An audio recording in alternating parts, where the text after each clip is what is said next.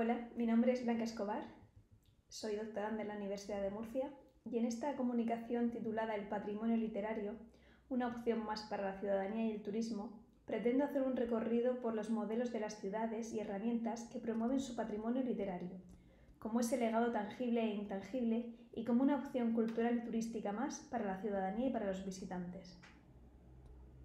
Normalmente en estas ciudades se favorece la mediación cultural y los encuentros ciudadanos y su convivencia con el arte, la literatura, el pensamiento y la participación ciudadana. Quería comenzar con esta cita de María Zambrano que dice así: una ciudad sin escritores queda vaciada de su esencia de ciudad y aparece como un complejo aglomerado, como algo que puede cambiarse, transmutarse o desaparecer sin que su vacío se note. Una ciudad sin escritor es un templo vacío, una plaza sin centro, o quizás con el centro desplazado y puesto al margen, esquinado, para dejar su lugar, todo el lugar, a algo cuyo nombre no está ni siquiera bien catalogado, algo para lo que en realidad no hay palabra. Bueno, con estas palabras quería introducir todos estos conceptos sobre los que vamos a ir hablando a lo largo de estos minutos, como son el patrimonio literario, el turismo literario, las ciudades literarias, los mapas literarios como herramienta y la inteligencia artificial y su aplicación en todo ello. Podemos definir el patrimonio literario como ese conjunto de elementos, tanto materiales como inmateriales, relativos a la escritura y a la literatura, entre los cuales encontramos, en primer lugar, el libro, como objeto y como soporte de contenidos sin límites, junto al legado de escritores e instituciones relacionadas con la literatura. Una problemática actual con la que se enfrentan las instituciones públicas y privadas es la dificultad de conservar y difundir el patrimonio cultural, sobre todo el intangible, ya que es vulnerable a la pérdida y al olvido con el tiempo.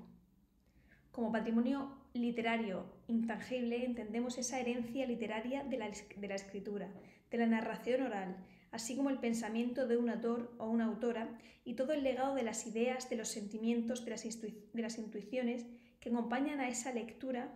y la meditación acerca de un texto, así como los procesos que se originan o que encuentran soporte moral en ella. El turismo literario se puede definir como esa modalidad de turismo cultural que se desarrolla en lugares relacionados con los acontecimientos de los textos de ficción o con la vida de los autores. Por tanto, implica la ficción en el mundo real al visitar las ciudades donde se encuentran esos lugares literarios. De hecho, los turistas literarios están interesados específicamente en la forma en que los lugares han inspirado a la escritura y al mismo tiempo cómo la escritura ha creado ese lugar. Por ello, podemos decir que este turista o ciudadano literario es aquella persona que consume este tipo de patrimonio. En este caso, el patrimonio deja de ser un recurso para convertirse en un producto, que es capaz de generar riqueza y empleo, pero es necesario poner especial atención en su conservación y mantenimiento, así como para garantizar el disfrute de la propia experiencia tanto para el turista como para el local, el ciudadano local. Uno de los problemas que encontramos hoy día con el turismo es precisamente esta masificación o gentrificación de las ciudades, ya que provoca un empeoramiento de la visita y de la conservación de estos bienes culturales. También provoca un rechazo hacia los turistas por parte de los habitantes locales y una pérdida de la identidad de los espacios y de las ciudades. Todo ello debe de cuidarse con una buena planificación tanto a corto, medio y largo plazo. El término de ciudades literarias inevitablemente nos remite a las 39 ciudades literarias de la UNESCO, de su red de ciudades creativas creada en 2004, con la finalidad de promover la cooperación entre ciudades que identifican la creatividad como factor estratégico de desarrollo urbano sostenible tanto a nivel económico, social, cultural y medioambiental. Estas ciudades literarias se caracterizan por ese ambiente urbano en el que la literatura tiene un rol fundamental, tanto en eventos literarios como festivales, una gran producción del sector editorial junto con programas educativos enfocados a la literatura, bibliotecas, librerías, centros públicos o privados, que potencien la promoción y la creación literaria con residencia de escritores, de manera que promuevan la literatura y refuercen el mercado de productos literarios mediante herramientas digitales y medios de comunicación. Digamos que estas ciudades destacan por ser ciudades que han sido escritas y descritas, y que son paisaje, entorno e inspiración de obras literarias. En definitiva, son ciudades que, teniendo una existencia real y autónoma, han pasado a tener también una existencia literaria. Bueno, aquí podéis ver el mapa de estas ciudades literarias de la UNESCO y a su derecha una de las iniciativas de fomento a la lectura y de patrimonio literario que se hizo en 2015. Y es que estas ciudades pusieron en marcha una lista de lecturas de verano titulada Las ciudades de la literatura recomiendan. ¿Y en qué consiste? Pues todas estas ciudades seleccionaron un libro y un autor vinculado a la ciudad para promocionarlo y favorecer, pues, por un lado bien la lectura de este libro o por otro lado la visita a este lugar y el descubrimiento del libro. Los mapas literarios vinculan las geografías del texto y las geografías del propio territorio, de manera que conducen a los lectores o a los visitantes hacia una imaginación geográfica, o bien a imaginar geográficamente. Las ciudades que crean mapas literarios exploran la relación entre la literatura y el entorno urbano o el territorio, ya que al conectar la literatura con el espacio físico se proporcionan beneficios culturales, educativos y turísticos tanto a la comunidad local como a los visitantes. La conservación del patrimonio cultural fomenta el mantenimiento y salvaguarda del patrimonio literario junto con su valor histórico y cultural, así como la intervención de la literaturización de un territorio como espacio vinculado a la obra literaria, a los personajes y a la vida de los escritores. Por otro lado, el desarrollo económico atrae visitantes, genera actividades turísticas y promueve la industria del libro y eventos literarios, y también todo el sector turístico, como la gastronomía y la hostelería. Los mapas literarios pueden implicar, emocionar, provocar, inspirar, vincular e incluso hacer meditar al usuario que los está experimentando, ¿no? Y esta experiencia, que es una experiencia novedosa, ya que explora la ciudad desde una perspectiva literaria, ayuda al fomento de la literatura y también al de la literatura local, ya que es una forma de revivir los lugares ya recorridos en nuestra imaginación, o bien para descubrir obras literarias y escritores vinculados con el territorio en cuestión. Encontramos muchos ejemplos de mapas literarios en formato físico o digital para su aplicación en la ciudad física. Por ejemplo, aquí tenemos el mapa del estado de Victoria, todos mapas literarios, el mapa literario de Barcelona, el de Melbourne y el de Nueva York. En el caso de Barcelona y Melbourne tienen su formato físico, que es más diseño gráfico, y el formato digital es más interactivo, como el de Nueva York, que si veis los puntitos, en cada uno de ellos, si pinchamos, nos saldría una frase inspirada o relacionada con el lugar geográfico. Pero todos ellos, independientemente de su diseño, formato o soporte, que puede ser más avanzado o no, ofrecen una herramienta muy útil para la promoción del patrimonio literario hacia la ciudadanía y hacia el turismo cultural. Por ello, me gusta decir que la figura del gestor cultural es parecida a la de un geógrafo, que analiza los datos y se plantea cómo es la ciudad, cómo se entiende la ciudad y cómo se explica esa ciudad a la ciudadanía, trabajando una comprensión más amplia del paisaje literario, generando así una memoria colectiva en la sociedad. Uno de los grandes avances que promete revolucionar nuestra experiencia digital es la inteligencia artificial, ya que puede ayudar a optimizar procesos, mejorar la eficiencia y enriquecer la experiencia del público en la creación y el análisis de mapas literarios,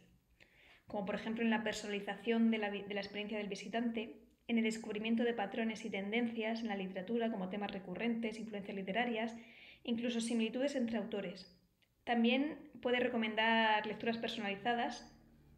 basadas en los intereses y las preferencias del lector. Además, puede dar un análisis del estilo y la escritura de un autor o de una obra literaria. Puede hacer estos mapas literarios más interactivos que puedan explorar, que los usuarios puedan explorar y visualizar relaciones literarias de manera dinámica. Puede analizar incluso el sentimiento y las emociones y los temas predominantes de una obra. Y también facilita la traducción de obras literarias a diferentes idiomas y amplía su alcance de obras y permite la accesibilidad a personas de diferentes culturas y con diferentes diversidades. Por ello, la inteligencia artificial ofrece grandes beneficios, aunque también he de decir que unas ciertas amenazas para el ser humano, ya que supone un cambio en la forma de trabajar y hay un cierto temor a que pueda crecer el desempleo, ¿no? Además, la inteligencia artificial puede crear contenidos ficticios que pueden pasar por auténticos, generando graves problemas de autoría y de titularidad. Por ejemplo, los procesos de corrección y traducción literaria corren el riesgo de verse completamente sustituidos por una inteligencia artificial, ya que pueden detectar errores gramaticales y ortográficos, incluso traducir los textos de manera súper rápida y muy eficaz. Sin embargo, para el proceso de creación se necesita de la inteligencia humana, ya que la inteligencia artificial produce un resultado, pero no es capaz de interpretarlo y no posee la capacidad de invención del ser humano. De hecho, las grandes empresas de inteligencia artificial buscan perfiles creativos para nutrir esa tecnología de sus modelos de lenguaje, buscan escritores para mejorar esa calidad lingüística y esa manera de escribir, ya que la inteligencia artificial no es capaz de tener esa coherencia y esa calidad de comprensión del texto y del estilo literario que tenemos los seres humanos. Por ello, creo que debemos preguntarnos como sociedad cómo podemos utilizar esta tecnología para el bien común, para fomentar nuestra creatividad y nuestro pensamiento crítico y ser capaces de generar un discurso para el bien común como ciudadanos. Para concluir, os presento estos 5 bloques. Uno de ellos es la conservación de la memoria histórica y literaria, ya que el patrimonio literario ofrece al visitante o a la ciudadanía una nueva forma de conocimiento y de conexión con la cultura y la identidad del territorio a través precisamente de esta memoria histórica y literaria. Debemos seguir o avanzar como sociedad hacia un turismo cultural sostenible donde la ciudadanía local y el turismo convivan en estas ciudades, de manera que se mantenga su identidad cultural e histórica. Hay que ubicar el patrimonio cultural de la ciudadanía en el centro de todos los procesos de la toma de decisiones y debemos extrapolar el concepto de desarrollo sostenible a todos los ámbitos del territorio para alcanzar esta sostenibilidad global. La inteligencia artificial es una herramienta estupenda para diseñar estas experiencias más personalizadas, para favorecer la creación de pensamiento crítico y como profesionales para ayudarnos a la implantación de sistemas propios de recogidas de datos y de análisis, de manera que favorece el conocimiento sobre la realidad turística local. Y además todavía no existe una inteligencia artificial que emule a la creatividad humana. La tecnología es un complemento para la creatividad que jamás reemplazará el talento y la originalidad del ser humano, ya que la esencia de la literatura y su patrimonio seguirá siendo una expresión única de la mente, de los corazones y del alma de los escritores y de sus ciudades. Y, por último, la mediación cultural y la ciudadanía como ese proceso de mejora del individuo y la sociedad mediante el fomento de la percepción sensorial, la imaginación creativa y la formación de los valores en el entorno humano, urbano y artístico. Por último, defender que la literatura es un proceso de construcción del conocimiento y de la creación de significados que protege la integración social y cultural de una comunidad, reduce las desigualdades y nos une hacia una identidad cultural, para la generación de un pensamiento crítico y un discurso del bien común de la ciudadanía. Por último, os dejo esta frase de Cervantes que nos inspira y nos dice: en algún lugar de un libro hay una frase esperándonos para darle un sentido a la existencia. Muchísimas gracias.